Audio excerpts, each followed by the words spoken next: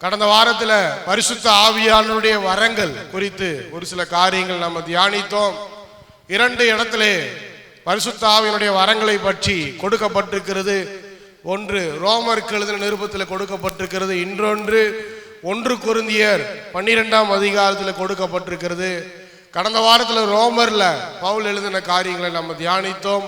இன்றைக்கு அதனுடைய தொடர்ச்சியாக 1 கொரிந்தியர் 12ஆம் அதிகாரம், அதிலே பரிசுத்த ஆவியாருடைய வரங்களை பற்றி ஒரு சில காரியங்கள் நமக்கு கொடுக்கப்பட்டிருக்கிறது. அந்த காரியங்களை நாம் தியானிக்க போகிறோம். 1 கொரிந்தியர் 12ஆம் அதிகாரம் 4ஆம் வசனத்திலிருந்து வாசிங்க. வரங்களில் வித்தியாசங்கள் உண்டு. வரங்களில் வித்தியாசம் உண்டு. ஆவியானவர் ஒருவரே. ஆவியானவர் ஒருவரே. ஊழியங்களிலேயும் வித்தியாசங்கள் உண்டு. ஊழியங்களிலும் வித்தியாசம் உண்டு. கர்த்தர் ஒருவரே. கர்த்தர் ஒருவரே. கிரியைகளிலேயும் வித்தியாசங்கள் உண்டு. கிரியைகளிலும் வித்தியாசம் உண்டு. எல்லாருக்குள்ளும் எல்லாவற்றையும் நடப்பிக்கிற தேவன் ஒருவரே. வாசிங்க. ஆவியினுடைய அனுக்கிரகம் அவனவனுடைய பிரயோஜனத்துக்கென்று அளிக்கப்பட்டிருக்கிறது. ஆவியினுடைய அனுக்கிரகம் அவனுடைய பிரயோஜனத்துக்கு என்று அளிக்கப்பட்டிருக்கிறது. எப்படி எனில், ஒருவனுக்கு ஆவியினாலே ஞானத்தை போதிக்கும் வசனமும், வேறொருவனுக்கு அந்த ஆவியினாலே அறிவை உணர்த்தும் வசனமும். முதலாவது ஞானத்தை போதிக்கும் வசனமும், அடுத்தது அந்த ஆவியினாலே அறிவை உணர்த்தும் வசனமும், வேறொருவனுக்கு அந்த ஆவியினாலே விசுவாசமும், வேறொருவனுக்கு அந்த ஆவியினாலே குணமாக்கும் வரங்களும், வேறொருவனுக்கு அற்புதங்களை செய்யும் சக்தியும், வேறொருவனுக்கு தீர்க்க தரிசனம் உரைத்தலும், வேறொருவனுக்கு ஆவிகளை பகுத்தறிதலும், வேறொருவனுக்கு பற்பல பாஷைகளை பேசுகிறதும், வேறொருவனுக்கு பாஷைகளை வியாக்கியானம் பண்ணுதலும் அளிக்கப்பட்டிருக்கிறது. இவைகள் எல்லாம் அந்த ஒரே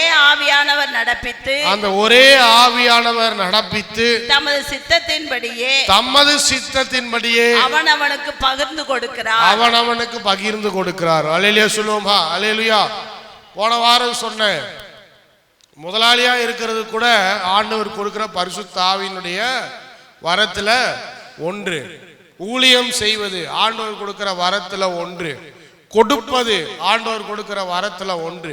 இவையெல்லாம் பரிசுத்த ஆவியானவர் அவருடைய சித்தத்தின்படி, என்னுடைய சித்தத்தின்படி அல்ல, உங்களுடைய சித்தத்தின்படி அல்ல, பரிசுத்த ஆவியானவருடைய சித்தத்தின்படி அவர் யார் மேல கிருபையா இருக்கிறாரோ, யாருக்கு அந்த வரங்கள் எல்லாம் கொடுக்க வேண்டும் என்று நினைக்கிறாரோ அந்த வரங்கள் எல்லாவற்றையும் உற்சாகமாய் கொடுக்கிறார். அல்லேலூயா.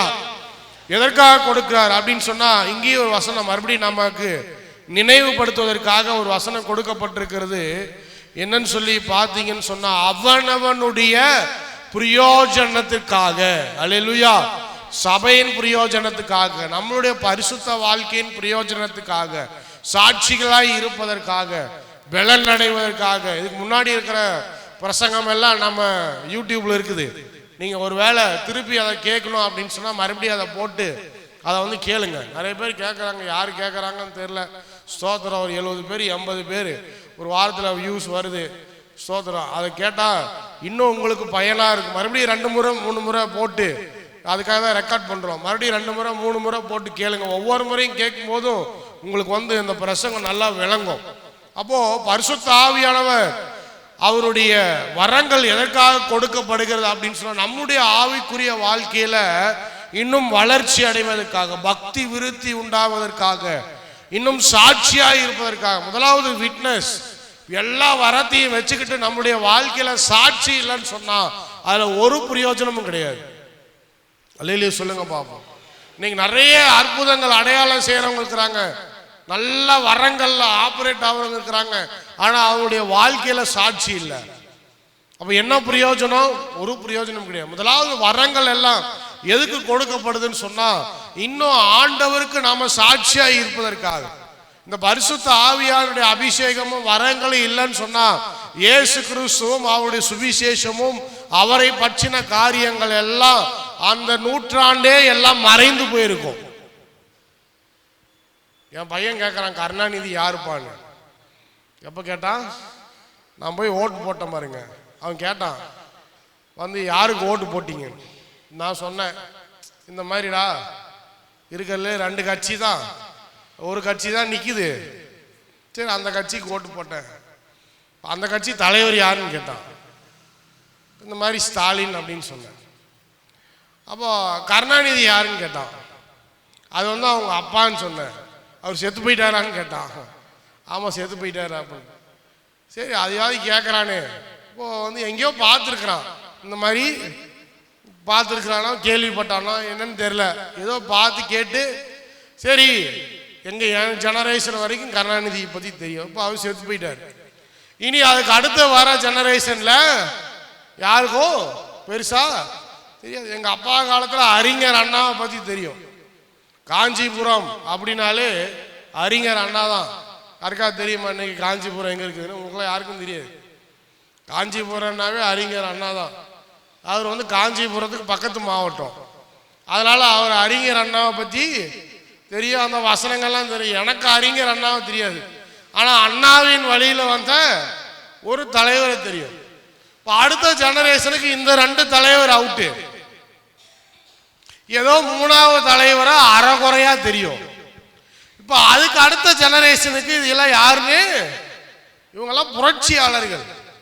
ஒரு ஆங்கில நியூஸ் பேப்பர் எழுதுற 56 ஆண்டுகளாக தமிழ்நாட்டில் எந்த நேஷனல் பார்ட்டி உள்ள போய் ஒண்ணுமே செய்ய முடியல, எல்லாத்தையும் மாற்றின ஒரே ஒரு நபர், அவர் யாருன்னு சொன்னா அறிஞர் அண்ணா. எந்த ஸ்டேட்லயும் இவ்வளவு பெரிய ஒரு தாக்கம் இல்லை அப்படின்னு சொன்னா, எப்பேற்பட்ட சினிமாவையும் அவங்களுடைய தமிழ் புலமையையும் அவங்களுடைய அந்த இன்டெலிஜென்ஸையும் அந்த காலத்தில் யூஸ் பண்ணி ஒரு மக்களை ஒன்று திரட்டி இன்னைக்கு 1000 பேர் வரலாம். ஆனால் அன்னைக்கு அந்த ஜெனரேஷன்ல அந்த போட்ட ஒரு விதை அப்படியே வளர்ந்து படர்ந்து இன்னைக்கு எந்த ஒரு நேஷனல் பார்ட்டியும் உள்ள பூந்து லோக்கல் ஆளுங்களை ஒன்றும் பண்ண முடியலன்னு சொன்னா, அந்த அளவுக்கு மிகப்பெரிய ஒரு தாக்கத்தை ஏற்படுத்தியிருக்கிறாங்கன்னு சொல்லி ஒரு அற்புதமான ஒரு கட்டுரை வந்து இந்து நியூஸ் பேப்பர்ல நியூ இந்தியன் எக்ஸ்பிரஸ் தெரியல இங்கிலீஷ்ல எழுதியிருக்கிறான். பார்க்கும்போது என்னன்னு சொன்னா, இன்னைக்கு ஒரு நபர் இருந்தார், கொஞ்ச நாள் ஆச்சு அந்த நபர் இல்லாம போயிட்டார், மறைந்து போயிட்டார்.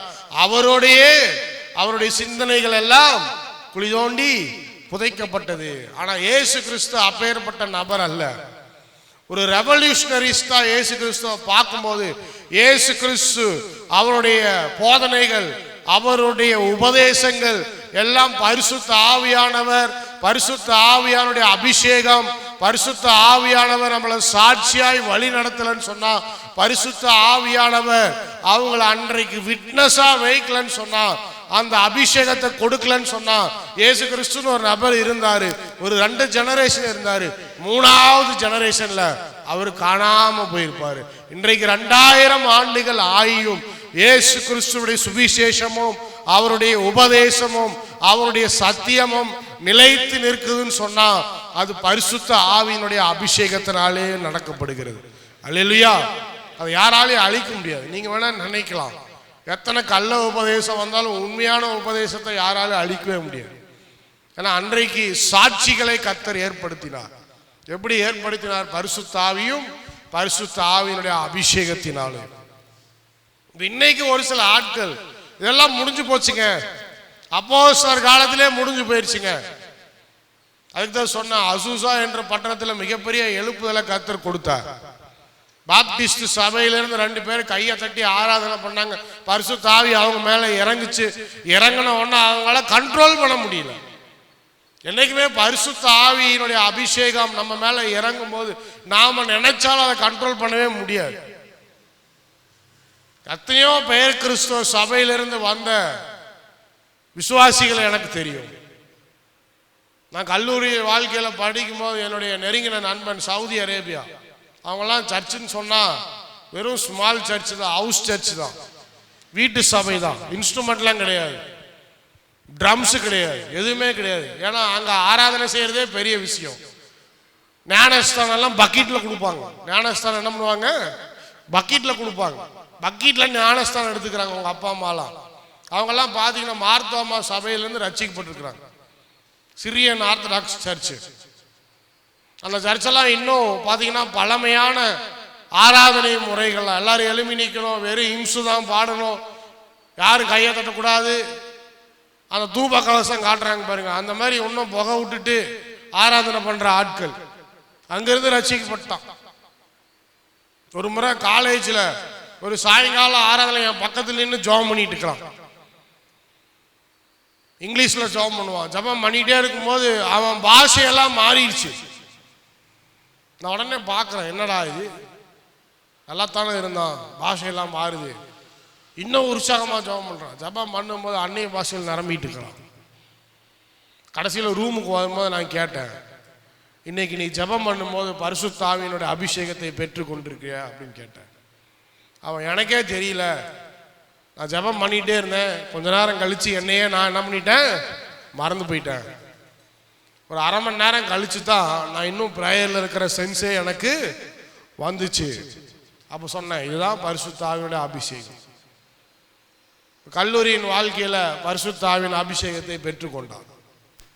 இந்த மாதிரியான நிறைய பேர் பெயர் கிறிஸ்துவ சபைகளிலே அவங்க இந்த மாதிரியான ஆவியானுடைய அபிஷேகத்தை அந்த சபையிலே பெற முடியாமல் அவங்க வெளியே போகும்போது, ஜெபம் பண்ணும்போது, ஏதாவது மீட்டிங் அட்டன் பண்ணும்போது, வேற ஏதாவது ஒரு சர்ச்சுக்கு போகும்போது திடீர்னு பரிசுத்த ஆவியானவர் அவங்க மேல இறங்கி அபிஷேகத்தை கொடுத்து இன்னும் அதிகமாக பரிசுத்த ஆவியினுடைய வரங்களையும் சேர்த்து கர்த்தர் கொடுக்கிறாருன்னு சொன்னா அவங்க மேல கிருபை உள்ளவர்களாய் அவர் இருப்பதனால இன்னும் சாட்சிகளாய் அவர்களை ஏற்படுத்த வேண்டும் என்ற நோக்கத்துக்காக அந்த பரிசுத்த ஆவியின் வரங்களை என்ன பண்றாரு, கொடுக்கிறார். அல்லேலூயா சொல்லுங்க பாப்போம். எல்லாருக்கும் எல்லா வரங்களையும் கொடுக்கறது இல்ல, ஆனா ஒரு வரத்துக்கு மேல அநேக வரங்களை என்ன பண்றாரு, தான் விரும்புகிறவர்களுக்கு கர்த்தர் என்ன பண்றாரு, கொடுக்கிறார்.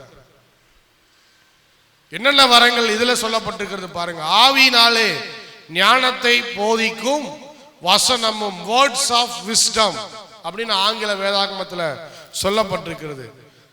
வசனத்தை போதிக்கும் வசனமும், ஞானத்தை போதிக்கும் வசனமும். அடுத்தது வேறொருவனுக்கு அந்த ஆவியினாலே அறிவை உணர்த்தும் வசனமும். ஆங்கிலத்தில் வேர்ட் ஆஃப் நாலேஜ் என்று சொல்லப்பட்டிருக்கிறது. முதலாவது வேர்ட் ஆஃப் விஸ்டம், அடுத்தது வேர்ட் ஆஃப் நாலேஜ்.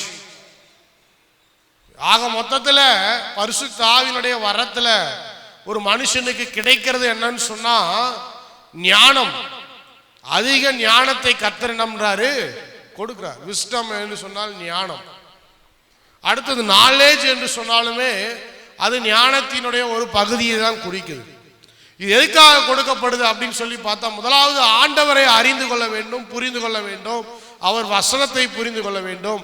அடுத்தது வசனத்தை புரிந்து கொள்ளுகிறவங்க மாத்திரம் அல்ல, அந்த வசனத்தை நம்முடைய வாழ்க்கையில எப்படி பயன்படுத்த வேண்டும் என்ற ஞானத்தையும் கர்த்தர் நமக்கு கொடுக்கிறார். ரொம்ப முக்கியமானது என்னன்னு சொன்னா ஞானம். சாலமோனை பார்த்து ஆண்டவர் கேட்கிறார், உனக்கு என்ன வேணும்னு கேளு. பணம் வேணுமா, இல்ல நல்ல பெரிய அரண்மனை வேணுமா, ராஜ்யம் வேணுமா, உலகத்திலே நான் உன்னை ராஜாவா உயர்த்த வேணுமா, என்ன வேணும்னு கேளு. சாலமோன் கேட்கலாம், இதெல்லாம் எனக்கு வேணாம், ஒன்னே ஒன்று தாங்க. என்ன தாங்க? ஞானத்தை எனக்கு தாங்க அப்படின்னு சொல்லி கேட்கிறான். அப்போ பரிசுத்த ஆவியானவர் நமக்கு அந்த ஞானத்தை கொடுக்கிறார். ஒரு சில ஆளுங்க அவங்க கொடுக்கிற டைரக்ஷன்லாம் பார்த்தீங்கன்னு சொன்னா அற்புதமா இருக்கும், அதிசயமா இருக்கும். ஏன்னா உலகத்துல ஞானவான்கள் யாருன்னு சொன்னா கர்த்தருடைய பிள்ளைகள் தான். நம்முடைய பிள்ளைகள் தான் ஞானவான்கள். 1000 ஸ்கூலு, 1000 டீச்சர்ஸ் இருக்கலாம், 1000 கோச்சிங் சென்டர் இருக்கலாம், 1000 விதமான காரியம் இருக்கலாம்.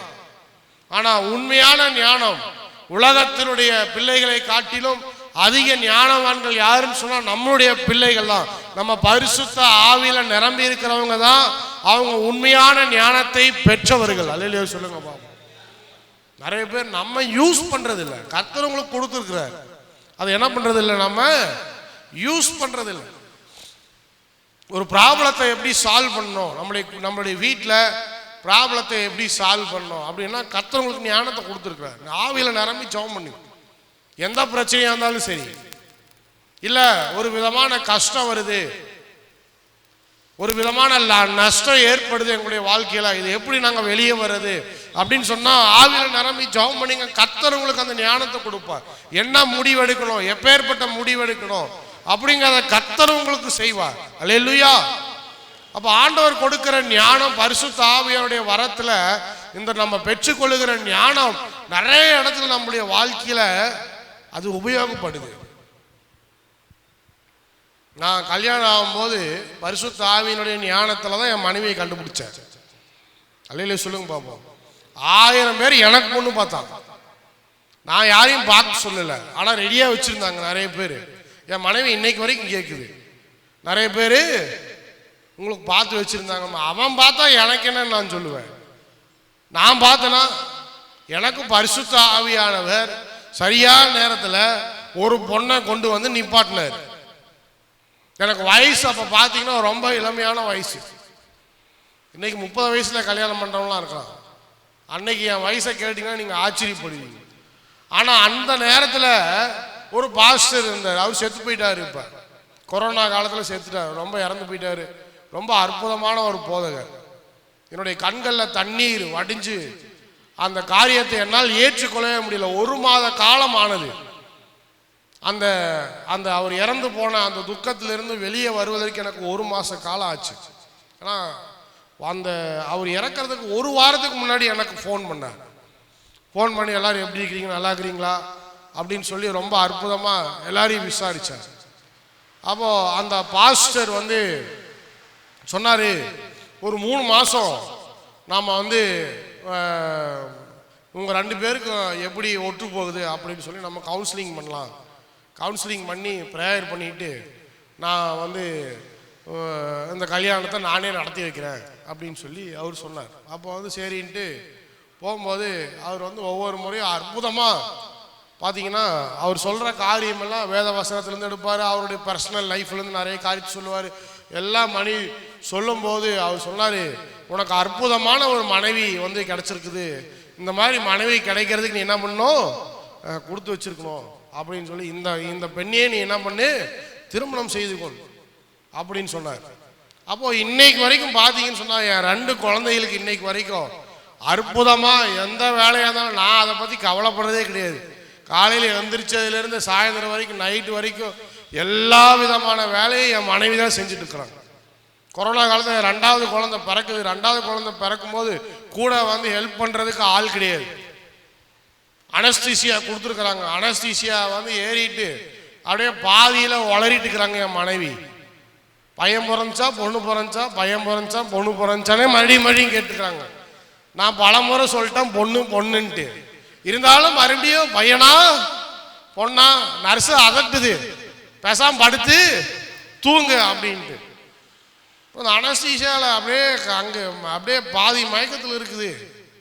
அப்புறம் பார்த்தா 5-10 நிமிஷத்துலேயே எழுந்திரிச்சு என்ன பண்ணாங்க, மறுபடியும் பார்த்தீங்கன்னு சொன்னால் அன்னைக்கு நைட்டு கூட ஆஸ்பத்திரியில் யாருமே இல்லை.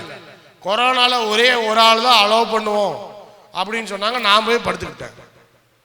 நைட்டு போய் படுத்துக்கிட்டா நான் வந்து கொஞ்ச நேரம் கழிச்சு டயர்டாயிடுச்சுன்னு படுத்து தூங்கிட்டேன்.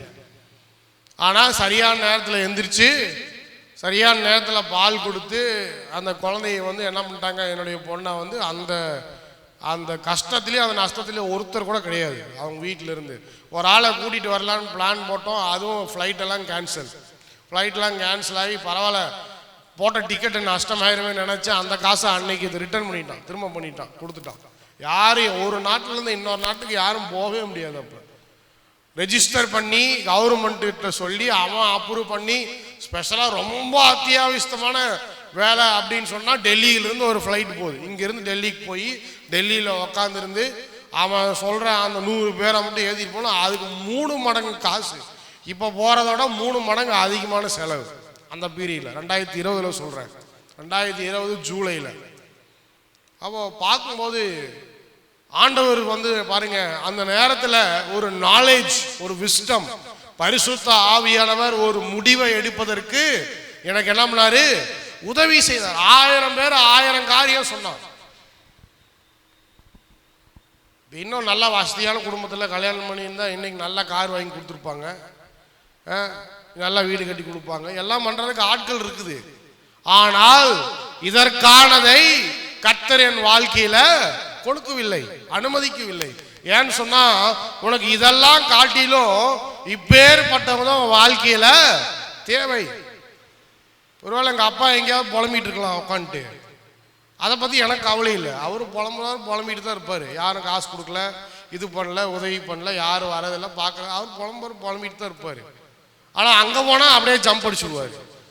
இங்கிருந்து ஏன் மருமலை மாதிரி யாரும் கிடையாது, 2 பசங்களை அவங்களே பார்த்துட்டு இவரா பார்க்குறாரு. இவர் ஊர் சுற்றிட்டு இருக்காரு அங்கேயும் இங்கே. இவரா டெய்லி வந்து பார்த்துட்டு இருக்கிறாரு. என் மனைவி தான் பார்த்துட்டு இருக்கு. அதனால் அவர் சொன்னால் அதை பற்றி எனக்கு கவலை இல்லை, யார் சொன்னாலும் அதை பற்றி எனக்கு கவலை இல்லை. எதுக்காக சொல்கிறேன் அப்படின்னு சொன்னால், word of knowledge and word of wisdom என்றால் என்னன்னு சொன்னால், சரியான நேரத்தில் சரியான முடிவுகளை எடுப்பதற்கு கர்த்தர் உதவி செய்ய, உன் வாழ்க்கைக்கு இப்பேற்பட்ட துணை தான் உனக்கு தேவை என்ற முடிவை எடுப்பதற்கு பரிசுத்த ஆவியானவர் உதவி செய்தார். அதே போல உங்களுடைய வாழ்க்கையில 1000 பேர் 1000 காரியத்தை சொல்லலாம். ஆனா பரிசுத்த ஆவியானவர் என்ன சொல்றாரோ அதற்கு கீழ்ப்படிஞ்சு அதன் வழியில நீங்க நடந்து முடிவெடுத்தீங்கன்னு சொன்னா நீங்க வாழ்க்கையில நல்லா இருப்பீங்க, எந்த தொந்தரவும் இல்லாம இருப்பீங்க, எந்த குத்தலும் இல்லாம இருப்பீங்க. இன்னைக்கு நான் நல்லா இருக்கிறேன், யாரும் என்னை குத்துறது கிடையாது. அல்லையிலே சொல்லுங்க பாப்போம். யார் என்கிட்ட வந்து குத்தி குத்தி குடலை எடுத்து மனுஷனுக்கு தேவை நிம்மதி. இன்னைக்கு அற்புதமா ஆண்டவர் எனக்கு மிகப்பெரிய நிம்மதியை என்னுடைய வாழ்க்கையில கொடுத்திருக்கிறார். எல்லாவற்றிலும் என்னை ஆசீர்வாதமாய் கர்த்தர் வைத்திருக்கிறார். அல்லேலூயா. ஏன்னு சொன்னா நான் பரிசுத்த ஆவியானவருக்கு அன்னைக்கு செவி கொடுத்து அன்னைக்கு கீழ்ப்படிஞ்சேன். அதே போல உங்களுடைய வாழ்க்கையில நிறைய பேர் நிறைய விதமான காரியத்தை சொல்லுவாங்க. அப்படி போனீங்கன்னா நீங்க ஓஹோன்னு இருக்கலாங்க, இப்படி போனீங்கன்னா நீங்க இப்படி இருக்கலாங்க, இப்படி போனீங்கன்னா அப்படி இருக்கலாங்க அப்படின்ட்டு 1000 காரியத்தை சொல்லுவாங்க. ஆனா பரிசுத்த ஆவியானவர் சொல்றாரா என்பதுல ரொம்ப கேர்ஃபுல்லா இருக்கணும். ஒன் ஸ்மால் டிசிஷன், ஒரு சின்ன ஒரு தவறான முடிவு உங்களை கொண்டு போய் அதி பாதாளத்துல தள்ளிவிடும். அல்லேலூயா. மறுபடியும் எந்திரிச்சு வெளியே வரவே முடியாது. அதனால் வாழ்க்கையில் ரொம்ப தேவையானது என்னன்னு சொன்னால் ஞானம். அதை யார் கொடுக்குறான்னா பரிசுத்த ஆவியானவர் கொடுக்குறார். எப்போ எந்த நேரத்தில் எந்த காரியத்தை செய்யணும், ஞானம் வேணுங்க. இதுக்கு ஞானம் வேணும். நம்ம அந்த ஞானம் இல்லாமல் தான் ஒரு தேசமே, பக்கத்து தேசத்தெல்லாம் பாருங்க, ஸ்ரீலங்காவை பாருங்க எப்படி கிடக்குதுன்னு, பாகிஸ்தானை பாருங்க எப்படி கிடக்குதுன்னு, நேபாளத்தை பாருங்க எப்படி கிடக்குது. எவ்வளோ வல்லரசு நாடா மாற வேண்டிய ஒரு நாடு தெரியுமா அந்த நாடு. அதில் என்ன குறை இருக்குது அந்த நாட்டில்? இமாலய மலையே அங்கதான் இருக்குது. ரொம்ப அற்புதமான ஒரு தேசம். இன்னைக்கு யாராலையும் வெளியே வர முடியும். மியான்மரை பாருங்க, பர்மா எப்படி கிடக்குது தெரியுமா? அந்த நாடு எப்படி கிடக்க இருக்க வேண்டிய நாடு தெரியுமா? எப்படி கிடக்கு? யாருக்கு ஞானம் இல்லை. ஒருவேளை இந்திய தேசத்தை கர்த்தர் ஆசீர்வதித்து வச்சிருக்கிறாருன்னு சொன்னா இதுல இருக்கிற ஒரு சில பரிசுத்தவான்கள் அவங்களுடைய ஞானம் தான். அல்லேலூயா. அவங்க பண்ற ஜெபம் தான். பரிசுத்த ஆவியானவர் ஞானத்தை கொடுக்கிறார். நம்முடைய வாழ்க்கையில ரொம்ப தேவையானது பரிசுத்த ஆவியின் வரங்களை ரொம்ப முக்கியமானது என்னன்னு சொன்னா அவர் கொடுக்கிற ஞானம். அல்லேலூயா, அல்லேலூயா. அடுத்தது வேறொருவனுக்கு அந்த ஆவியிலே விசுவாசம், ஃபெய்த். நிறைய பேருக்கு விசுவாசம் இல்லாத ஒரு வாழ்க்கை வாழ்ந்துட்டு இருக்கிறாங்க. ஏன் வாழ்றாங்க? இந்த வரத்தில் ரொம்ப முக்கியமானது என்னன்னு சொன்னா பரிசுத்த ஆவியானவர் என்ன பண்றார்? நம்முடைய விசுவாசத்தை கட்டி எழுப்புறார். எப்படி விசுவாசத்தை கட்டி எழுப்புறார்? என் வாழ்க்கையே எடுத்துக்கோங்களேன். 4 வருஷம் குழந்தை இல்லை. அப்போ செக் பண்ணும்போது நிறைய காரியத்தை சொல்லிட்டாங்க. அப்படி இப்படின்னு சொல்றாங்க.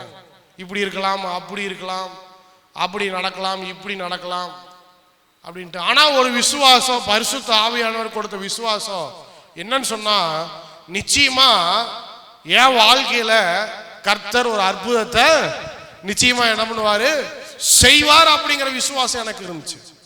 அப்ப 1000 பேர் 1000 மெடிக்கல் ரிப்போர்ட்ஸ் 1000 காரியத்தை சொன்னாலும் அதை பத்தி எனக்கு கவலையே இல்லை. அதை பத்தி எனக்கு கவலையே இல்லை. ஏன்னு சொன்னா ஒரு நாள் கர்த்தர் நிச்சயமா என்னை ஆசீர்வதிப்பார். என் வாழ்க்கையில இந்த காரியத்தை கர்த்தர் நிச்சயமாய் செய்வார் அப்படிங்கிற விசுவாசம். இது யார் கொடுத்த விசுவாசம்? பரிசுத்த ஆவியானவர் கொடுத்த விசுவாசம். என் மனைவி கன்சீவ் ஆனாங்க. உடனே அதே ஹாஸ்பிட்டலுக்கு கொண்டு போனேன். போய் காமிச்சேன். அந்த டாக்டர் சொல்லுது, God is gracious. கடவுள் உங்க மேல கிருபை வச்சிருக்கிறாருங்க. God is gracious. God is graciousனா யோவான்னு அர்த்தம். அல்லேலூயா சொல்லுங்க பாப்போம். God is graciousனா யாரு? யோவான்னு அர்த்தம். யோவானுக்கு என்ன அர்த்தம்? கர்த்தர் கிருபை உள்ளவராய் இருக்கிறார். யோவானே, இந்த யோவானே கிரேக்க மதத்துல கிரேக்க மொழிபெயர்ப்புல எடுத்தீங்கன்னு சொன்னா இங்கிலீஷ்ல யோவான், ஜான், தமிழ்ல யோவான், இங்கிலீஷ்ல ஜான். கிரேக்க பாஷையில எடுத்து பார்த்தீங்கன்னா யோவானே, அந்த யோவானே தான் ஐவனா மாறிச்சு. அல்லேலூயா சொல்லுங்க பாப்போம். அல்லேலூயா. இப்ப தெரியுதா ஐவன் எப்படி வந்துச்சுன்னு? ஐவன்னா என்ன அர்த்தம்? யோவானேன்னு அர்த்தம். யோவானேன்னா யோவான்னு அர்த்தம். தேவன் என் மேல் கிருபை உள்ளவராக இருந்தார், காத்திருந்த ஆசீர்வாதத்தை கர்த்தர் எனக்கு கட்டளையிட்டார். என்னன்னு சொன்னா நிறைய பேர் நிறைய விதமான காரியத்தை சொல்லுவாங்க. ஆனா விசுவாசம் நமக்கு வேணும். என்ன விசுவாசம்? கர்த்தர் வாழ்க்கையில் அற்புதம் செய்வார். இயேசு கிறிஸ்துவை பற்றின விசுவாசம் வேண்டும். நிறைய அவிவிசுவாசம் நம்மளை சுற்றி பார்க்கும்போது, இந்த உலகத்தை சுற்றி இருக்கிற மக்கள், இந்த உலகத்தை சுற்றி இருக்கிற ஜனங்கள் அவிவிசுவாசத்தினால் நிரம்பி இருக்கிறார்கள். எந்த அளவுக்கு சயின்ஸ் வளர்ந்து கொண்டே போகுதோ அந்த அளவுக்கு அவிவிசுவாசமும் வளர்ந்து கொண்டே போகும். பூமி உருண்டையா இருக்குதுன்னு வேத புஸ்தகம் தான் சொல்லுது, வேற யாரும் சொன்னதே கிடையாது. ஆனா அதை கண்டுபிடிக்கிறதுக்கு இவ்வளவு நாள் ஆச்சு. இந்த உலகத்திலே, அதாவது இந்த காஸ்மிக்னு சொல்லுவாங்க, இந்த கேலக்சி, இந்த ஆகாய மண்டலத்திலே பூமியில மட்டும்தான் வாழ முடியும். யாரு சொன்னது? வேத புஸ்தகம் சொல்லுது. பூமியில தான் ஆண்டவர் என்ன பண்ணாரு? மனுஷனை உருவாக்குனாரு. மனுஷனுக்குன்னு பூமியை தான் கொடுத்துருக்கிறாரு. எங்க வேணாலும் போகலாம், எவ்வளவு ரிசர்ச் வேணாலும் பண்ணலாம். மார்ஸுக்கு போகலாம், உரேனஸுக்கு போகலாம், நெப்டியூனுக்கு போகலாம், எங்க வேணாலும் போகலாம். சனி கிரகத்துக்கு போகலாம், நிலாவுக்கு போகலாம். எங்க போனாலும் கடைசியில திரும்பி என்ன வரணும்? பூமிக்கு தான் வரணும். அதுதான் பைபிள் சொல்லியிருக்கு. எவ்வளோ ரோபோட்டுகளை உருவாக்கலாம், ஆனா யாருக்குமே இன்னைக்கு வரைக்கும் ஜீவனை கொடுக்க முடியாது. இதெல்லாம் விசுவாசத்தினால் வந்தது. அல்லேலூயா சொல்லுங்க பாப்போம். அல்லேலூயா. ஃபெய்த், இதெல்லாம் விசுவாசத்தினால் வந்தது. பரிசுத்த ஆவியானவர் கொடுக்கிற வரத்துல முக்கியமான வரம் என்னன்னு சொன்னா விசுவாசம். அதை நம்ம பிள்ளைகளுக்கு சொல்லி கொடுக்கணும். ஏன்னா இன்னைக்கு சுத்தி இருக்கிறவன் அவனை அவிவிசுவாசியாய் மாத்தி கொண்டிருக்கிறான். ஆனா ஆண்டவர் சொல்றாரு, நீ பரிசுத்த ஆவியில நிரம்பி உன் பிள்ளைகளுக்கு பரிசுத்த ஆவியின் அபிஷேகத்தை கொடுக்கும் போது அவன் அவிவிசுவாசிகளின் மத்தியில விசுவாசியாய் இருப்பான். அல்லேலூயா. இன்னைக்கு எல்லாத்தையும் கேள்வி கேட்கிறான். ஆனா உனக்கு சாய்ஸ் இருக்கு. நீ அவிவிசுவாசியா இருக்க விரும்புறாயா இல்ல விசுவாசியா இருக்க விரும்புறாய்? இயேசு கிறிஸ்துவனுடைய உயிர்த்தெழுதலை இன்னைக்கு கேள்வி கேட்கிறான். இயேசு கிறிஸ்துவனுடைய பிறப்பை இன்னைக்கு கேள்வி கேட்கிறான். இயேசு கிறிஸ்துவனுடைய மரித்தாரே சிலுவை, அதை குறித்து இன்னைக்கு கேள்வி கேட்கிறான். இதெல்லாம் எப்படி நம்புறதுன்னு கேட்கிறான். இதெல்லாம் நம்பணும்னு சொன்னா உனக்கு பரிசுத்த ஆவியானவர் முதல்ல தேவை. இருந்தா தான் விசுவாசம் வரும். அல்லேலூயா.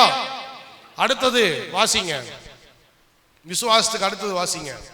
வேறொருவனுக்கு அந்த ஆவியினாலேயே குணமாக்கும் வரங்களும். 9ஆம் வசனத்துல பாருங்க, அடுத்து சொல்லப்பட்டிருக்கு, வேறொருவனுக்கு அந்த ஆவியினாலே குணமாக்கும் வரம், ஹீலிங். ரொம்ப முக்கியமா பரிசுத்த ஆவியானவர் கொடுக்கிற வரத்துல ஒண்ணு என்னன்னு சொன்னா ஹீலிங் மினிஸ்ட்ரி. இன்னைக்கு வரைக்கும் யாராலையும் அதை தடுத்து நிறுத்த முடியல, அதை பொய்ன்னு சொல்ல முடியல. இப்போ நல்ல, அதாவது உண்மையான பரிசுத்த ஆவியின் வரத்தை பெற்றவங்களை பத்தி நான் சொல்றேன். அநேக ஊழியக்காரர்கள் திரளான கூட்டத்தை ஆண்டவர் பக்கம் இழுத்தது எப்படின்னு சொன்னா இந்த ஹீலிங் மினிஸ்ட்ரி மூலமா தான், குணமாக்குற வரத்தின் மூலமா தான். நோய்களிலிருந்து சுகம், வியாதியிலிருந்து சுகம். அநேகர் இந்த நம்ம மத்தேயு சுவிசேஷம், மார்க்கு, லூக்காவை எடுத்து வாசிச்சு பார்க்கும்போது இயேசு கிறிஸ்து அநேகரால், அநேக ஜனங்கள் இயேசு கிறிஸ்துவின் மேல் விசுவாசம் வைத்ததுக்கு முக்கியமான காரணம் என்னன்னு சொன்னா அவங்களுடைய வியாதியிலிருந்து என்ன பண்ணாரு? அவங்களுக்கு சுகத்தை கொடுத்தார். நிறைய பேர் அதெல்லாம் இல்லைங்க அப்படின்னு சொல்லுவாங்க. அதை பத்தி நமக்கு கவலை இல்லை.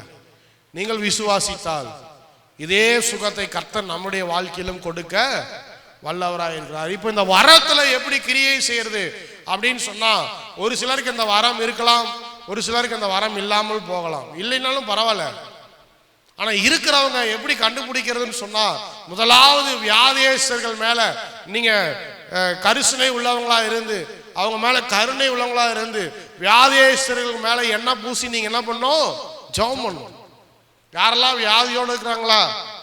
சரிங்க சிஸ்டர், ஆஸ்பத்திரிக்கு போங்க, டாக்டரை போய் பாருங்க. இது ரெண்டாவது.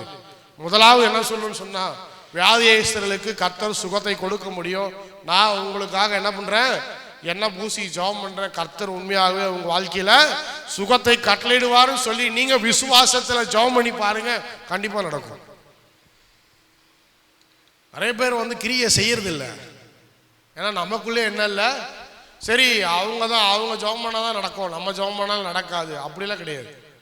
நீங்க ஜெபம் பண்ணி உங்களுக்கு அது நடந்துச்சுன்னு சொன்னா, கர்த்தர் உங்களுக்கு அந்த வரத்தை என்ன பண்ணிருக்காரு? கொடுத்துருக்கிறார். தினகரன் ஸ்டேட் பேங்க் ஆஃப் இந்தியாவில் வேலை செஞ்சுட்டு இருக்கும்போது வேலையை முடிச்சுட்டு 5 மணிக்கு போவாராம். ஒரு 10 பேர் 5 பேர் உட்காந்துருப்பாங்களாம். அந்த 10 பேர் 5 பேருக்கு போய் என்ன பண்ணுவாராம்? வியாதியஸ்தர்கள் ஒரு 5-6 பேர் இருப்பாங்களாம், அவங்களுக்கு ஜெபம் பண்ணுவார். ஜெபம் பண்ணும்போது உடனே சுகமாயிடுச்சு. அப்போ அந்த 5 பேர் போய் இன்னும் 5 பேருக்கு சொன்னான், இந்த மாதிரி தினகரன் ஜெபம் பண்ணாருங்க, எனக்கு உடனே என்ன ஆயிடுச்சு? சுகமாயிடுச்சு. அப்புறம் நிறைய பேர் வர ஆரம்பிச்சாங்க, கொஞ்சம் கொஞ்சமா. இப்போ அடுத்து பேங்க் வேலைக்கு போறதுக்கு அவருக்கு நேரம் இல்லை. ஏன்னா ஹீலிங் மினிஸ்ட்ரி என்ன ஆயிடுச்சு, நிறைய பேர் டெய்லி வீட்டில் வந்து உட்காந்துக்கிறாங்க. எப்பங்க நீங்க பேங்க்ல இருந்து வருவீங்க? என்ன இந்த மாதிரி வியாதி, ஜெபம் பண்ணுங்க. சரி வெயிட் பண்ணுங்க. இப்போ காக்கிறதுக்கு டைம் இல்லை. ஆண்டவர் சொன்னாராம், தினகரன் இதோட என்ன பண்ணு, ஸ்டேட் பேங்க் ஆஃப் இந்தியாவுக்கு ஒரு முழுக்கு போட்டுரு. இனிமேல் என்ன பண்ணு, என் ஊழியத்தை நீ செய். ரெசிக்னேஷன் அடிச்சாரு, கொண்டு போய் கொடுத்தாரு. நிறைய பேர் சொன்னாராம், ஏயா பேங்க் ஊழியத்தை விட்டுட்டு நீ ஏயா இங்க போற? அப்ப அந்த காலத்துல யாருக்குமே தெரியாது, தினகரனா யாருக்கும் தெரியாது, ஜீசஸ் கால்ஸ்னா யாருக்கும் தெரியாது, ஊழியம்னா யாருக்கும் ஒண்ணுமே தெரியாது. ஆனா அந்த நேரத்தில் என்ன பண்றாரு, பேங்க் ஊழியத்தை ரிசைன் பண்ணி என்ன பண்றாரு, நான் போறேன், ஹீலிங் மினிஸ்ட்ரிக்கு போறேன். எல்லாரும் சொன்னாங்களாம், தினகரன் இது வந்து தினகரன் சொல்லி நான் கேட்டிருக்கிறேன், வேற யாரும் சொல்லி கேட்கல, அதனாலதான் உங்களுக்கு சொல்றேன். அல்லேலூயா. அல்லேலூயா சொல்ல மாட்டேங்கிறீங்களே. அல்லேலூயா. தினகரனோட பக்கத்துல உக்காந்து தினகரனோட சேர்ந்து சாப்பிட்ட ஆள் நான், அந்த பாக்கியம் கிடைச்சிருக்குது எனக்கு. அல்லேலூயா. அதனாலதான் சொல்றேன், நல்லா கேளுங்க. ஒரு நாள் எங்க ஹாஸ்டலுக்கு வந்து சொன்னார், அதனாலதான் சொல்றேன். அப்போ வந்து சொன்னாங்க, எல்லாரும் சொன்னாங்க, மகனே இவ்வளோ பெரிய நல்ல ஒரு வேலையை விட்டுட்டு, நல்ல சம்பளத்தை விட்டுட்டு நீ எதுக்கு இந்த ஊழியத்துக்கு போற அப்படின்னு சொல்லி நிறைய பேர் கேட்டாங்களாம். அவர் சொன்னாரா, இல்லை கர்த்தர் கொடுத்த பாரம் என்னன்னு சொன்னா, இந்த வியாதியஸ்தர்களுக்காக நான் என்ன பண்ணோம், ஜெபம் பண்ணோம். அதுக்கு தான் கர்த்தரை நான் அழைச்சிருக்கிறாரு.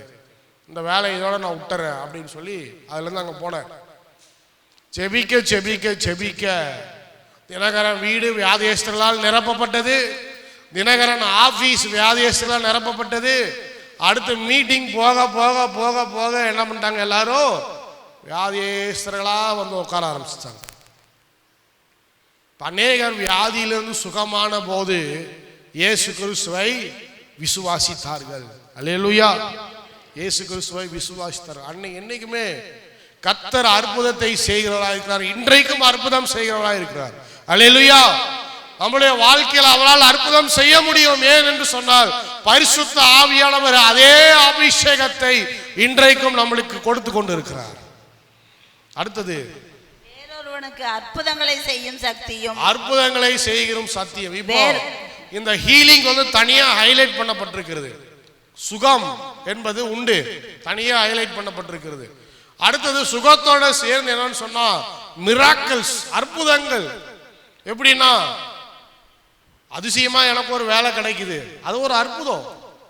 ஒரு ஆக்சிடென்ட்ல இருந்து கர்த்தர் என்ன பண்ணார், என்ன அற்புதமா பாதுகாத்தார், அது ஒரு மிராக்கிள். ஒரு வாலிப சகோதரன் கொஞ்ச நாளைக்கு முன்னாடி என்கிட்ட இருந்து ஒரு படத்தை காட்டுறான். அந்த படத்தை பார்த்தா பலினோ கார் அப்பளமா இப்படி கசங்கி புழிஞ்சு கிடக்குது. அவன்கிட்ட பார்த்து கேட்டேன், யாருப்பா அது, எல்லாரும் அவுட் ஆயிட்டாங்களா, உள்ள போன ஆளுங்கெல்லாம் ஸ்பாட் அவுட்டான்னு கேட்டேன். இல்லை நான் உள்ள போன ஆளு நான் தான் அப்படின்னா. மேலையும் கீழையும் பார்த்தேன், ஒரு ஸ்கிராட்ச் கூட இல்லை, ஒரு ஸ்கிராட்ச் கூட இல்லை. அவங்க அம்மா ஒரு ஊழியம் செய்கிற சகோதரி, ஜெபம் பண்ற ஒரு சகோதரி, ஒரு ஸ்கிராட்ச் கூட இல்லை. போலீஸ் வந்து கேட்டான்னா நீயா ஓடிட்டு வந்தேன்னு. அவன் சொன்னானா திரும்ப திரும்ப ஆமா நான் தான் ஓடிட்டு வந்தேன். போலீஸ் சொல்றானா பொய் சொல்லாத உண்மை சொல்லு, நான் தான் சார் ஓடிட்டு வந்தேன். பார்த்தா தெரியலையே, அற்புதம். அல்லேலூயா. இது என்னது? ஒரு ஒரு அற்புதம். கர்த்தர் உயிரை பாதுகாத்தார், மிகப்பெரிய ஒரு அற்புதம். எத்தனையோ விபத்துகளில் இருந்து கர்த்தர் நம்மை பாதுகாக்கிறார், இது அற்புதம். இதன் சொன்ன என்னன்னு சொன்னா பரிசுத்த ஆவியானவர் தன்னுடைய வரங்களினால இன்னும் இந்த அற்புதங்களை அவர் செய்து கொண்டிருக்கிறார். ஆனால் இன்றைக்கும் ஃபேக் மிராக்கிள்ஸ் இருக்குது, சாத்தான் செய்யற அற்புதம் இருக்குது, அது ஏமாத்து வேலை. பரிசுத்த ஆவியானவர் செய்யற உண்மையான அற்புதம் இருக்குது, சாத்தான் செய்யற வஞ்சனையும் இருக்குது. அதுல போய் உழக்கூடாது. அதுக்கு தான் என்ன தேவை? பரிசுத்த ஆவியினுடைய அபிஷேகம் தேவை. அடுத்து வாசிங்க.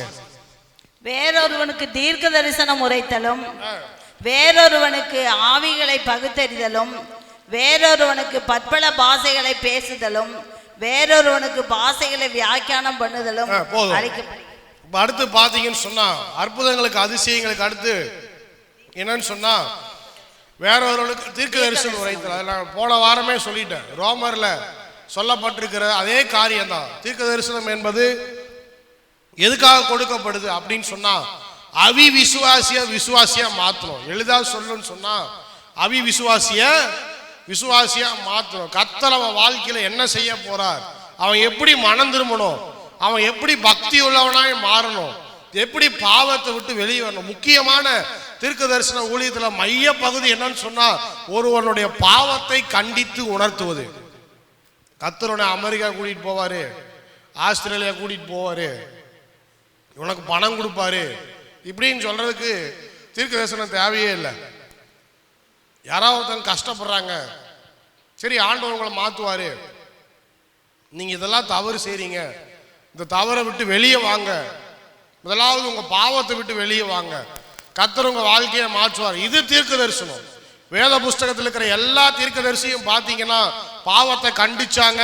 பாவம் செய்யறவங்கள்ட்ட போய் சொன்னாங்க இனிமேல் பாவம் செய்யாதீங்க, ஆண்டவர் உங்க மேல கோபமா இருக்கிறாரு, இப்படியே பாவம் செஞ்சுட்டே போனீங்கன்னா தேவனுடைய கோபம் உங்க மேல வந்து இறங்கும்.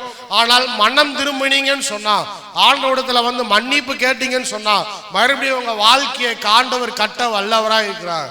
இதுதான் தீர்க்க தரிசன ஊழியம். நிறைய பேர் தங்களுடைய லாபத்துக்காக இல்லாத பொல்லாத சொல்லிட்டு இருக்கிறாங்க. இதுல எந்த நன்மையும் கிடையாது.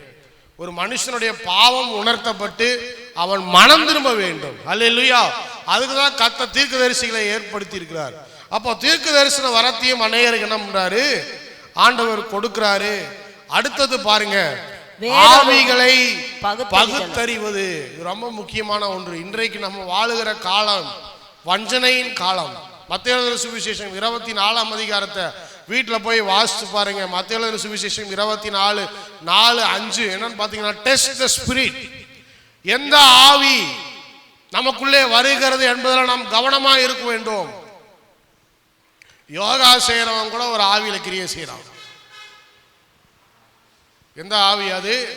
அது வேற விதமான ஆவி. அதுவும் சமாதானத்தை கொடுக்கும், அதுவும் மன நிறைவை கொடுக்கும், அதுவும் நல்ல தூக்கத்தை கொடுக்கும். ஆனா அந்த ஆவி இந்த ஆவி அல்ல. இது வேற ஆவி, அது வேற ஆவி.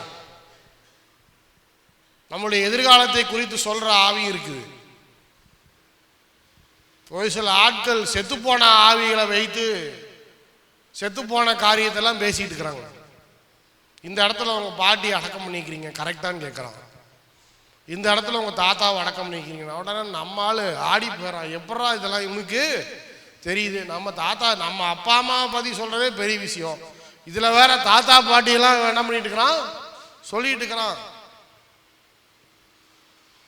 இந்த மாதிரியான நிறைய காரியங்கள் நடக்குது. இதெல்லாம் எந்த விதமான ஆவிகள் என்பதுல ரொம்ப கவனமா இருக்க வேண்டும். ஒரு முறை சவுல் சாமுவேலுடைய ஆவி என்ன பண்றான், எழுப்புறான். அது ஒரு சாத்தானா மாறுது. நிறைய நேரங்களில் நாம் செத்து போன ஆளுங்கள்லாம் பேசணும்னு நினைக்கிறது மிகப்பெரிய தப்பு. சாத்தான் தான் வந்து பேசுவான். அப்பாவாக இருக்கட்டும் அம்மாவாக இருக்கட்டும். நிறைய பேர் பாருங்கள், செத்து போன ஆட்களுக்கு உட்காந்து மெழுகுபத்தி ஏற்றி வச்சுக்கிட்டு பூ வச்சுக்கிட்டு என்னம்மா வச்சுக்கிட்டு இன்னைக்கு அந்த ஆவி வரும்னு உட்காந்துருந்தீங்கன்னா சாத்தான் வந்துடுவான் அவங்க வீட்டுக்கு. ஜாக்கிரதையா இருங்க. இல்லையா? செத்து போன ஆட்கள் படத்தை வைக்கிறதே தப்பு. என்னை கேட்டா மனசுல இருந்தா போதும். ஏன்னா ஒரு படம் வச்சா நம்மால் அதுக்கு பூ வைப்பான், 2 ஊதுபத்தி வைப்பான், அப்புறம் ஒரு மெழுகுபத்தி வைப்பான், அப்புறம் அவனுக்கு ஒரு ஜெபம் பண்ணுவான். செத்து போனவனை கொண்டு போய் அடக்கம் பண்ணோமா, அதோட முடிஞ்சுது. அவன் ஆண்டவர் கையில் ஒப்பு கொடுக்கப்பட்டாச்சு. மறுபடியும் நினச்சி நினச்சி நினச்சி நினச்சி உட்காந்துட்டு இருந்தீங்கன்னா, இப்போ இன்னொரு ஒரு ஆர்டிஃபிஷியல் இன்டெலிஜென்ஸில் என்ன பண்ணியிருக்கிறான், ஒரு ரூம் மாதிரி ஒன்று கட்டியிருக்கிறான். எத்தனை பேர் பார்த்தீங்கன்னு தெரியல. அந்த ரூம்குள்ளே போனீங்கன்னா உங்களுக்கு கண்ணில் வந்து இந்த விஆர்னு சொல்லுவாங்க, விர்ச்சுவல் ரியாலிட்டி. அந்த விஆர் அவங்க கண்ணில் என்ன பண்ணிடுறாங்க, மாட்டிடுறாங்க. மாட்டிடும் போது என்ன பார்த்தீங்கன்னா அந்த உருவம் அப்படியே அவங்க கூட நின்று செத்து போன ஆளுங்க கூட நீங்கள் என்ன பண்ணலாம், பேசலாம். அப்படியே செத்து போன ஆளுங்க கூட பேசலாம். அவங்க வாய்ஸை அப்படியே எடுத்து அவங்க வாய்ஸை ப்ரோக்ராமிங் பண்ணி ஒரு ரூம் ஒன்று கிரியேட் பண்ணி வச்சுருக்குறான். ஆச்சரியமாக இருக்குது பார்க்கும்போது. யாரெல்லாம் செத்து போயிருக்கிறாங்களோ அவங்ககிட்ட பேசணும்னு நினச்சிங்கன்னா அவங்க ஃபோட்டோவை கொடுத்து அவங்க வாய்ஸ் இப்போ இப்படி இருக்கும் அப்படின்னு சொன்னீங்கன்னா போதும், அவங்க கூட போன எல்லாரும் அழுதுட்டு வராங்க. எல்லாரும் ஏன்னு சொன்னால் அவங்களால என்ன பண்ண முடியலாத அந்த அப்பேற்பட்ட ஒரு காரியத்தை அவங்க வாழ்க்கையில் வந்து அதை ஏற்றுக்கவே முடியல. எப்படி இப்படிலாம் நடக்குது, எல்லாம் அழுதுட்டு வராங்க போகிறவங்க எல்லாம். இது வந்து ரொம்ப ஜாக்கிரதையாக இருக்கணும் நம்ம. ஏன்னா டிசர்னிங் த ஸ்பிரிட். இந்த கடைசி நாட்களில் வஞ்சிக்கிற ஆவிகள், சபையை வஞ்சிக்க, நம்முடைய ஆத்மாவை வஞ்சிக்க, இந்த மாதிரியான கள்ள தீர்க்க தரிசனங்கள், கள்ள உபதேசங்கள், கள்ள போதனைகள், இந்த மாதிரியான காரியங்கள், அற்புதங்கள், அதிசயங்கள் அவனும் செய்வான். ஏராளமான காரியத்தை பிசாசு செய்வான். ஏன் செய்வானா, ஜனங்களை வஞ்சித்து அவன் பக்கம் சாய்க்க வேண்டும் என்று சொல்லி பிசாசு அநேக காரியங்களை கடைசி நாட்களில் செய்து கொண்டிருப்பான். ஆவியில பகுத்தறிகிற வரத்தை கொண்டவர்களாய் நாம் இருக்க வேண்டும். அல்லேலூயா. நான் ஒரு சில மீட்டிங்கெல்லாம் போனால் எனக்கு நல்லாவே தெரியும், இவன் சும்மா இந்த ஆளே தள்ளி விட்டுக்கிறான், அங்கே யாரும் உழலை, இவனே என்ன பண்ணுறான், முடிச்சு எல்லாரையும் தள்ளி விட்டுக்கிறான், இந்த ஆளை தள்ளி விட்றாங்க. ஓப்பனாக என்னால் சொல்ல முடியும். ஏன்னா ஆவியில பகுத்தறிகிற வரத்தை கர்த்தர் நமக்கு என்ன பண்ணியிருக்காரு, கொடுத்துருக்கிறார். வியாதியஸ்தரை எட்டி உதைக்கிறவன் இருக்கிறான். எங்கேயா பைபிளில் எட்டி உதைக்க சொல்லியிருக்கிறா? வியாதியஸ்தரை எட்டி உதைக்கிறவன், வயிற்றுல குத்துறவன், தள்ளி விடுறவன், இந்த விசிறவன், கர்ச்சிப்பை ஊதி துப்புறவன், இந்த மாதிரி நிறைய ஆட்கள் இருக்கிறான். மீட்டிங்லாம் போகாதீங்க. ஏன்னா பகுத்தறிவு ஆண்டவர் நமக்கு கொடுத்துருக்குறாரு. எங்கேயுமே வந்து எச்ச துப்பணும், எட்டி உதைக்கணும், தள்ளி விடணும், சுகம் கொடுக்கணும்னா கர்த்தர் யாருக்கு வேணாலும் எப்படி வேணாலும் சுகம் கொடுத்துட்டு போயிட்டே இருப்பார். அல்லேலூயா. நம்ம யாருக்கு இந்த மாதிரி வேலையெல்லாம் பண்ணணுன்ற அவசியமே இல்லை. தலை மேலே கை வச்சு ஜெபம் பண்ணுன்னு சொல்லியிருக்காரு, அது கரெக்டு. தலை மேலே கை வச்சு ஜெபம், எண்ணெய் பூசி ஜெபம் பண்ணுன்னு சொல்லியிருக்காரு, எண்ணெய் பூசி ஜெபம் பண்ணுறது கரெக்ட். இதுக்கு மேலே போய் மற்றதெல்லாம் எக்ஸ்ட்ரா ஃபீட்டிங் பண்ணிட்டு இருந்தா வேஸ்ட்டு. ஆனால் நிறைய பேர் அங்கே தான் போய் விழுறான். இதெல்லாம் சர்ச்சே கிடையாது, அதான் சர்ச்சு அப்படின்னு சொல்லி போய் விழறான். அங்கே என்ன நடக்குது, நிறைய விசுவாசிகள் ஆவிக்குரிய வாழ்க்கையில வளர்ச்சி அடைந்து பரிசுத்த ஆவியின் அபிஷேகத்தை பெற்று ஆவியில பகுத்தறிகிற மனதை கொண்டவர்களாய், புத்தியை கொண்டவர்களாய் இருப்பீங்கன்னு சொன்னா இந்த மாதிரியான காரியத்தெல்லாம் நீங்க ஏற்கனவே யாருக்கிட்டையும் போக வேண்டாம். கர்த்தர் உங்களுக்கு ஈஸியா என்ன பண்ணிடுவாரு, வெளிப்படுத்திடுவார். இதெல்லாம் வந்து கள்ள ஊழியம், இங்கெல்லாம் போகாதீங்க, இவங்களெல்லாம் சப்போர்ட் பண்ணாதீங்க, நிற்காதீங்க, வெளியேறிடுங்கன்னு ஆண்டவர் உங்களுக்கு சொல்லிடுவார். யாரும் சொல்ல வேண்டிய அவசியமே இல்லை. அதனால இதற்காக இந்த வரத்தை கர்த்தர் கொடுத்தா அந்த வரத்தை பயன்படுத்த வேண்டும். அடுத்தது பார்க்கும்போது பற்பல பாஷைகளை பேசுதல், அந்நிய பாஷைகளை பேசுதல். தேவன் கொடுக்கிற அபிஷேகத்தில் ரொம்ப காமனா நடக்கிற ஒரு வரம் என்னன்னு சொன்னா அந்நிய பாஷைகளை பேசுவது. அந்நிய பாஷையில 2 இருக்கு. இதை வந்து டீட்டெயிலா ஒரு வாரம் நான் பிரசங்கம் பண்றேன் டைம் கிடைச்சா. ஆனா ஈஸியா சொல்லணும்னு சொன்னா முதல்ல அந்நிய பாஷைனா என்னன்னு சொன்னா, ஒரு மொழி பேசுகிறவன் இன்னொரு பாஷை பேசுகிறவனை 2 பேரையும் சேர்த்து கர்த்தர் என்ன பண்ணாருன்னு சொன்னா அந்த தெரியாத பாஷையை இவங்கள பேச வச்சார். இப்போ எனக்கு வந்து ஹிந்தி தெரியாது, ஈஸியாக உங்களுக்கு சொல்லணும், எனக்கு வந்து ஹிந்தி தெரியாது. நான் வந்து ஒரு ஜபத்துக்காக போறேன்னு வச்சுக்கோமே, அங்க எல்லாரும் ஹிந்தி பேசுற மக்கள் இருக்கிறாங்க. அப்ப நான் ஆவியில் நிரம்பும்போது கர்த்தர் என்ன பண்றாரு, ஆட்டோமேட்டிக்கா என்னை ஒரு ஹிந்தி பேசுகிற மனுஷனா என்ன பண்றாரு, ஆண்டவர் மாத்தினார். இதுதான் முதல்ல அப்போஸ்தலர் காலத்துல நடந்த காரியம். என்னன்னு சொன்னா, ஒருத்தருடைய பாஷையை இன்னொருத்தர் என்ன பண்ணாங்க, அதை லேர்ன் பண்ணாமே அவங்க பேசினாங்க.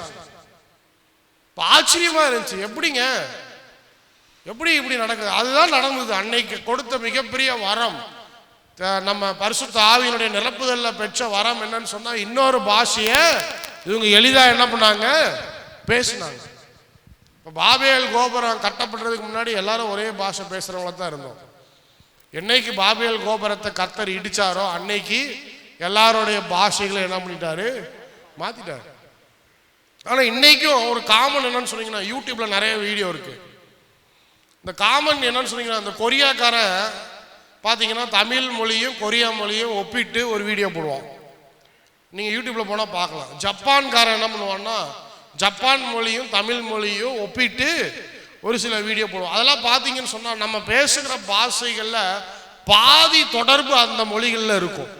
தமிழை எடுத்துக்கிட்டோன்னு சொன்னா அரிசி அப்படின்னா அதனுடைய பாதி தொடர்பு இந்த மற்ற மொழிகள் எல்லாத்துலயும் இருக்கும்.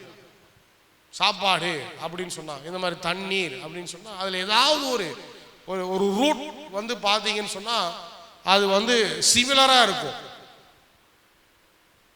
அப்போ நான் வந்து வேதாகம கல்லூரியில் படிக்கும்போது அநேக கொரியன்ஸ் என் கூட படித்தாங்க. அந்த கொரியன்ஸ் எல்லாம் நான் ஒரு சில டைம் தமிழில் பேசும்போது என்ன கொரியனா பேசிட்டு இருக்கிறேன் அப்படின்னு வந்து கேட்பானுங்க. இல்லைப்பா நான் தமிழில் பேசிட்டு இருக்கிறேன். இது ஒரு சில சிமிலாரிட்டி நமக்கு இருக்குது அப்படின்னு சொல்லி அவங்க சொன்னாங்க. அதெல்லாம் பார்த்தா ஆச்சரியமா இருந்துச்சு எனக்கு.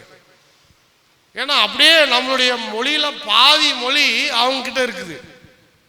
இப்போதான் யோசிச்சேன், என்னன்னு சொன்னா, வேதாகமத்தில் கர்த்தர் இந்த பரிசுத்த ஆவியினுடைய நிரப்புதலை கொடுக்கும்போது ஒருத்தரை ஈஸியா இன்னொரு பாஷையை பேச வச்சார். இப்போ இன்னைக்கு ஒரு சில இடத்துல தான் அந்த மாதிரி நடக்குது, ரொம்ப ரேரா நடக்குது. நடக்கலன்னு சொல்ல முடியாது, ஏதோ ஒரு சில இடத்துல அந்த மாதிரி நடக்குது, ஒரு சிலர் சொல்றாங்க. ஆனா காமனா இந்த பரிசுத்த ஆவியினால் பேசப்படுகிற பற்பல பாஷை என்னன்னு சொன்னா, நம்ம எல்லாருக்கும் தெரியாத ஒரு பாஷையை நம்ம பேசுறோம். அந்த பாஷையினுடைய சத்தம் வேறுபடுது. இப்போ இந்த பாஷையை யார் கொடுக்குறான்னு சொன்னா, இதுவும் பரிசுத்த ஆவியினுடைய அபிஷேகத்துல தான் கொடுக்கப்படுது. அதான் ரெண்டு விதம் சொன்னாங்க. ஒன்று மற்றவங்களுடைய எல்லாருக்கும் புரிகிற பாஷையை மற்றவங்களுடைய பாஷையை பேசுவது.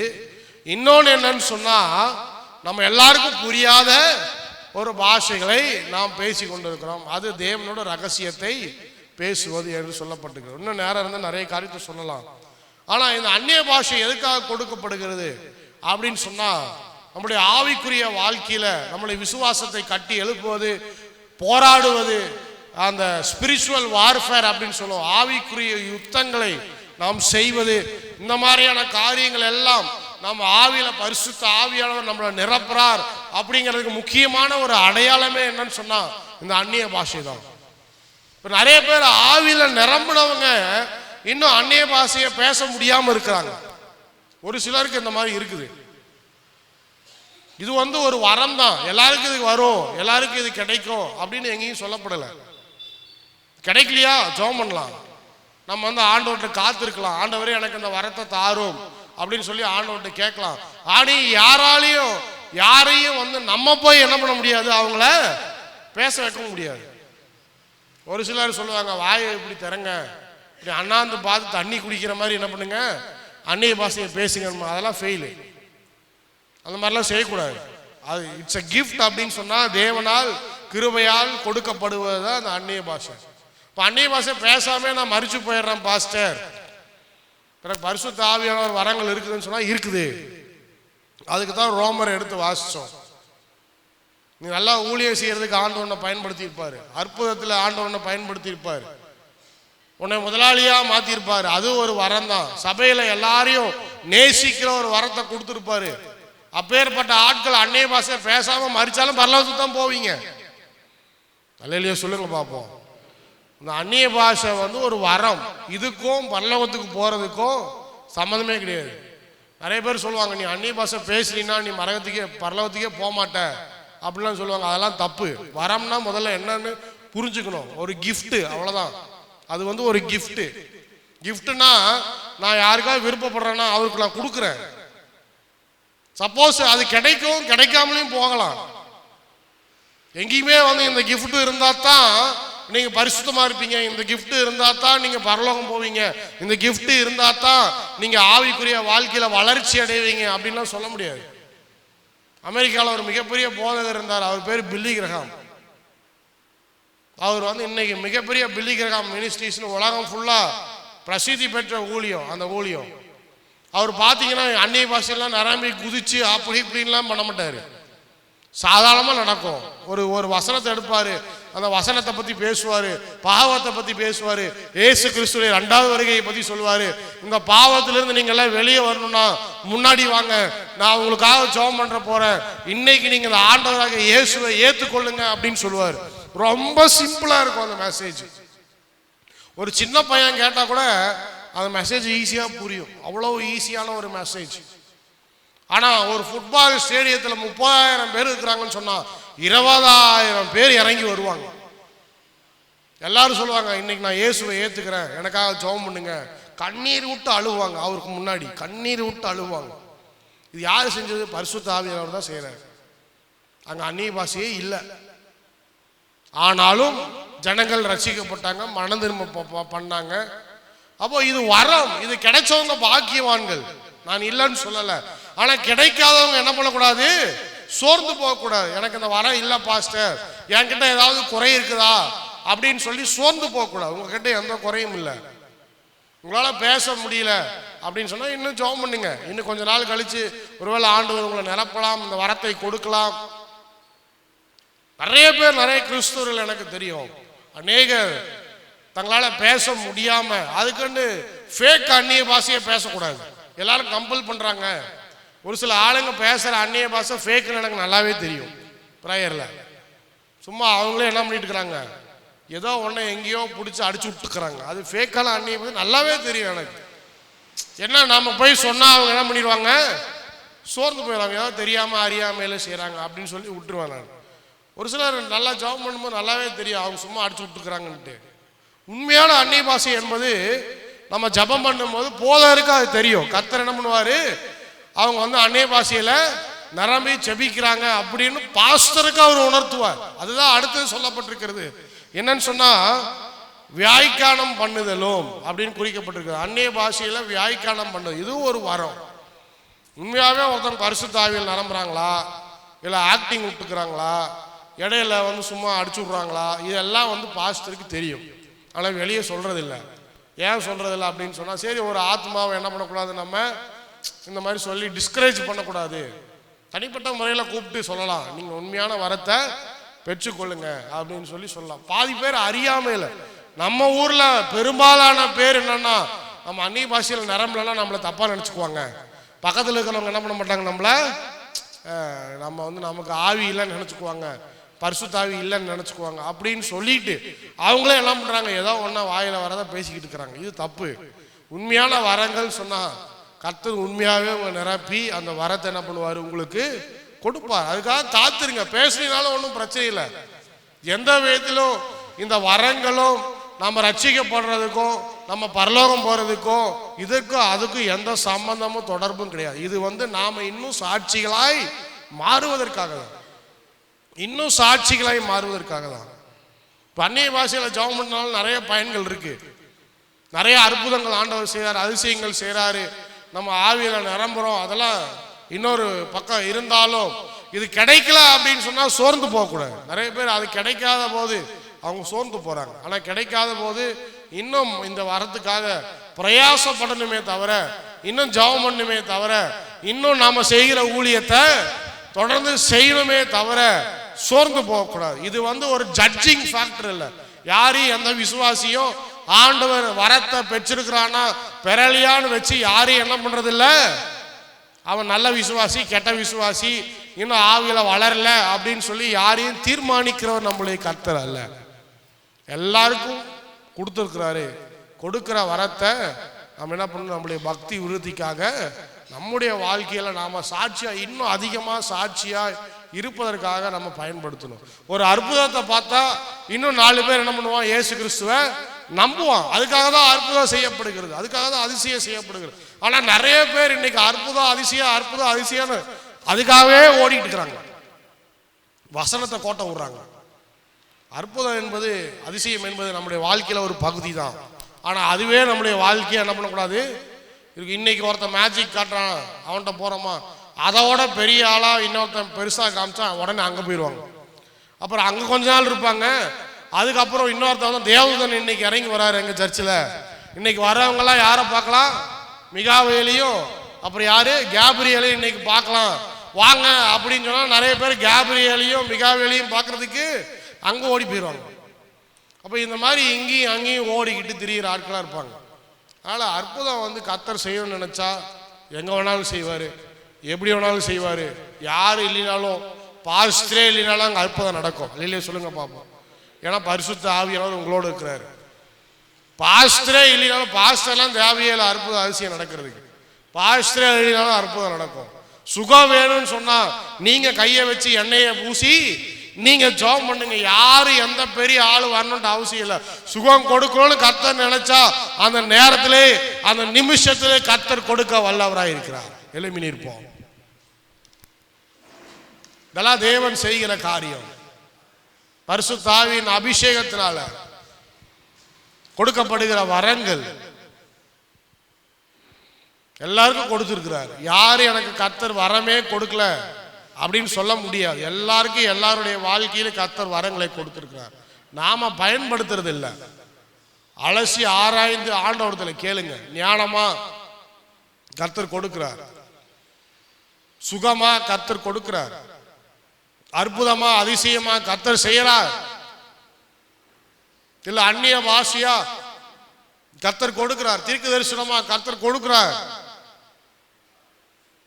அந்நிய பாஷையில வியாக்கியானம் பண்ணுகிற வரமா அதையும் கர்த்தர் கொடுக்கிறார். இவையெல்லாம் இன்னும் கிரியை செய்து கொண்டுதான் இருக்கிறது. அதை விசுவாசிக்கிற விசுவாசத்தையும் கர்த்தர் கொடுக்கிறார். ஆண்டவரத்தில் சொல்லுங்க, ஆண்டவரே இன்னும் நான் சாட்சியாய் மாற வேண்டும்.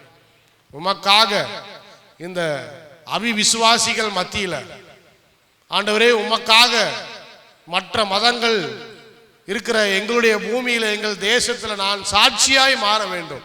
இயேசு கிறிஸ்துவுக்கு சாட்சியாய் இருக்க வேண்டும். விட்னஸ், அவருக்கு சாட்சியாய் இருக்க வேண்டும். இன்னும் அதிகமாய் ஊழியம் செய்ய வேண்டும். இன்னும் அநேகரை ஆத்துமாக்களை ஆதாயம் செய்ய வேண்டும். நீர் எங்களுக்கு உதவி செய்யும் ஆண்டவரே, உதவி செய்யும். அதற்கான வரங்களை கர்த்தர் எங்களுக்கு கொடுப்பீராக. எல்லாரும் சொல்லுங்க, ஜெபம் பண்ணுங்க, வாயில திறந்து ஆண்டவரத்துல கேளுங்க. ஆண்டவரே, பரிசுத்த ஆவியின் வரங்களை கர்த்தர் எங்களுக்கு கொடுப்பீராக. எங்கள் விசுவாசிகளுக்கு தாரும் ஆண்டவரே, எங்கள் சபைக்கு தாரும். இயேசுவின் நாமத்தால ஒவ்வொருவரையும் நீர் சாட்சியாய் மாற்றும், சாட்சியாய் மாற்றும். இயேசுவின் நாமத்தால் பலப்படுத்தும், ஒவ்வொருவரையும் பலப்படுத்தும், சாட்சியாய் மாற்றும். ஆண்டவருடைய நாமத்தினால ஒவ்வொருவருக்கும் ஆண்டவரே குணமாக்குற வல்லமையை கர்த்தர் கொடுக்கும்படியாக, ஹல்லேலூயா, தீர்க்க தரிசன வரங்களை கொடுக்கும்படியாக, அந்நிய பாஷையின் வரத்தை கர்த்தர் கொடுக்கும்படியாக, ஹல்லேலூயா, கரங்களை தட்டி பெற்றுக்கொள்ளுங்க. ஹல்லேலூயா, ஹல்லேலூயா, ஹல்லேலூயா, ஹல்லேலூயா. வாய்களை திறந்து பேசுங்க. ஹல்லேலூயா. Thank you Lord, thank you Lord. நீர் கொடு தருவதற்காக நன்றி இயேசுவே, நன்றி அப்பா. நிரப்புவதற்காக நன்றி, நன்றி ஆண்டவரே, நன்றி. ஹல்லேலூயா. ஓ ரபா தீரா பாபா ரபா ஷபா தீரா பாபா. ஹல்லேலூயா. கர்த்தர் கொடுத்து கொண்டிருக்கிறார். கரங்களை தட்டி பெற்றுக்கொள்ளுங்க. இன்னும் உங்களை சாட்சியாய் மாற்றுகிறார் இயேசுவின் நாமத்தினால. ஹல்லேலூயா. சாட்சியாய் மாற்றுகிறார். ஹல்லேலூயா. Praise you Lord Jesus. Hallelujah. உங்களுக்கு விரோதமாய் எழும்புகிற ஆயுதங்கள் எல்லாம் வச்சு உடைக்கிற ஒரு அபிஷேகத்தை கர்த்தர் உங்க வாழ்க்கையில கொடுத்து கொண்டு இருக்கிறார். ஹல்லேலூயா. ஸ்தோத்திரம், ஸ்தோத்திரம், ஸ்தோத்திரம், ஸ்தோத்திரம். ரபாதி ரபாபா ரபா ஷபா. ஆண்டவர் கொடுத்து கொண்டு இருக்கிறார். ஹல்லேலூயா, ஹல்லேலூயா. ஜெபம் பண்ணுங்க, விடா ஜெபம் பண்ணுங்க. கர்த்தர் உங்களை நிரப்ப வல்லவரா இருக்கிறார் இன்றைக்கு. ஹல்லேலூயா. ஆண்டவரே, இங்க இருக்கிற மக்களை நிரப்பும் ஆண்டவரே, நிரப்பும் அப்பா. ஹல்லேலூயா, ஹல்லேலூயா. சுகத்தை தாரும் இயேசுவின் நாமத்தினால. சுகம் அன்றைக்கு கிடைத்த அதே சுகம் இன்றைக்கு கர்த்தர் கொடுக்க வல்லவராய் இருக்கிறார். சுகத்தை கட்டளையிடுவீராக இயேசுவின் நாமத்தினால. செயல் இழந்த உறுப்புகளை கர்த்தர் உருவாக்கும்படியா நான் செபிக்கிறேன் அப்பா, உருவாக்கும்படியா நான் செபிக்கிறேன். மருத்துவர்கள் 1000 சொல்லலாம், ஆனாலும் என் தேவனாகிய கர்த்தர் இன்றைக்கும் அற்புதம் செய்ய வல்லவராயிருக்கிறீர், இன்றைக்கும் சுகத்தை கொடுக்க வல்லவராயிருக்கிறீர். இயேசுவின் நாமத்தினால ஒவ்வொரு உறுப்புகளும் புதிய உறுப்புகளாய் மாறட்டும். சரீரத்துல புதிய உறுப்புகளாய் மாறட்டும். கர்த்தர் செய்ய வல்லவராயிருக்கிறீர். இழந்து போன சுகத்தை கொடுக்க வல்லவராயிருக்கிறீர். செத்து போன ஒவ்வொரு சரீரத்தையும் இயேசுவின் நாமத்தால இப்பொழுதே நாங்கள் உயிர்ப்பிக்கிறோம் ஆண்டவரே. பரிசுத்த ஆவியின் அபிஷேகம் இப்பொழுதே பாய்ந்து சென்று உயிர்ப்பிக்கும்படியா நாங்கள் செபிக்கிறோம், உயிர்ப்பிக்கும்படியா நாங்கள் செபிக்கிறோம். அவருடைய வல்லமை இறங்கும்படியாக செபிக்கிறோம். அற்புதங்களை கர்த்தர் செய்வீரார். ஹல்லேலூயா. ஸ்தோத்திரம் ஸ்தோத்திரம் ஸ்தோத்திரம்.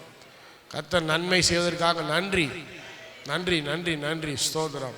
நல்ல ஆண்டவரே, இந்த காலை நேரத்திலும் கூட இங்கே வந்திருக்கிற ஒவ்வொருவருக்காக நான் செபிக்கிறேன். பரிசுத்த ஆவியின் நிரப்புதலை ஆண்டவரே எங்கே இருந்தாலும் சரி, அவங்க என்ன காரியத்தை செய்து கொண்டிருந்தாலும் சரி, இந்த வாரத்தில் ஒவ்வொருவரையும் நிரப்பும்படியாக நான் செபிக்கிறேன். வண்டியில் போகிறவளை கர்த்தர் நிரப்பும்படியாக, வீட்டில் ஆண்டவரே சமையல் செய்யும் போது நிரப்பும்படியாக, வேலையில இருக்கும் போது கர்த்தர் அவங்களை நிரப்பும்படியாக, ஹல்லேலூயா ஆராதனையின் பொழுதுல கர்த்தர் அவங்களை நிரப்பும்படியாக, ஆண்டவரே செபிக்கும் போது கர்த்தர் அவங்களை நிரப்பும்படியாக நாங்கள் செபிக்கிறோம் அப்பா. ஒவ்வொருவர் மத்தியிலும் கிரியை செய்யும் ஆண்டவரே, அற்புதங்களை செய்யுங்க, அதிசயங்களை செய்யுங்க, தொடர்ந்து வழி நடத்துங்க. சகல துதிகன மகிமையெல்லாம் உமக்கே செலுத்துகிறோம். இயேசுவின் நாமத்தினால செபிக்கிறோம் நல்ல பிதாவே, ஆமென். ஆத்துமாவே கர்த்தரை ஸ்தோத்திரி, என் ஆத்துமாவே கர்த்தரை ஸ்தோத்திரி, கர்த்தர் செய்த சகல உபகாரங்களையும் மறவா. ஆமென். Praise the Lord. கர்த்தர் உங்களை ஆசீர்வதிப்பாராக. God bless you. எல்லாரும் சேர்ந்து ஆமென். மகிமை மாட்சிமை நிறைந்தவர் மகிழுடன் தொழுதிடுவோம். மகிமை மாட்சிமை நிறைந்தவர் மகிழுடன் தொழுதிடுவோம். மகிமை மாட்சிமை நிறைந்தவர் மகிழுடன் தொழுதிடுவோம். பரிசுத்த தேவனாம் இயேசுவை பணிந்தே தொழுவோம். மகிமை மாட்சிமை நிறைந்தவரே மகிழுடன் தொழுதிடுவோம். மகிமை மாட்சிமை நிறைந்தவரே மகிழுடன்.